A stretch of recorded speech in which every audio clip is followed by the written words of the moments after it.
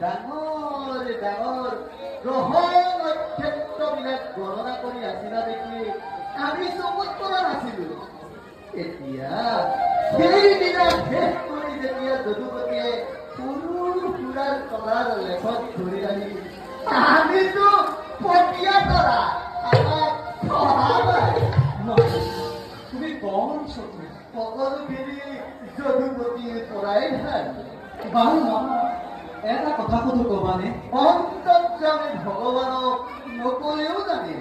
বাৰু মামা কোৱাচোন, এই কুৰুক্ষেত্ৰ মহান সময়লৈ তুমি কাৰ পৰা জয় হ'লে ভাল পোৱা?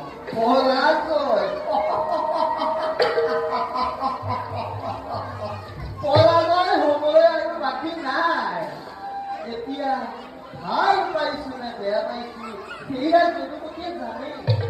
মামা কৌৰৱৰ ৰাজসনত থাকি দুৰ্যোধনৰ ইমান বিশ্বাসঘাতক হৈ বিশ্বাসঘাতকী কৰিলে কিয়? উত্তৰ আজি নাৰায়ণক দিব লাগিবনে? তুমি নিষ্ঠুৰ আৰু তুমি ময়ো ভাগিন ভাগিন বুলি মুখৰ অমৃতেৰে তোলা অন্তৰৰ চিৰসঞ্চিত হলাফল দেখুৱাটো সন্মুখ সমৰত অসি ধাৰণ কৰি সত্যতা আচৰণ কৰা অনেক শুনিছে মামা। উদ্ধান্ত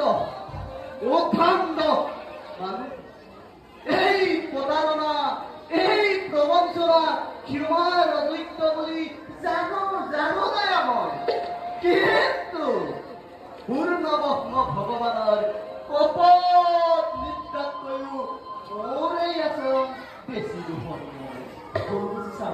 সদায় ভুল কৰি ভুলতে অভ্যস্ত হৈছো।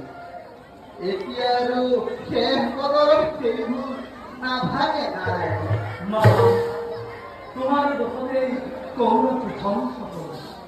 স্বৰ্ণলংকা চাই কৰিছিল ৰাজভাৱে আৰু আজি এই স্বৰ্ণময় ভাৰত ভূমি কি শ্মশানত পৰিণত কৰিলা তুমি ৰাজমাতুৰ সপোনে।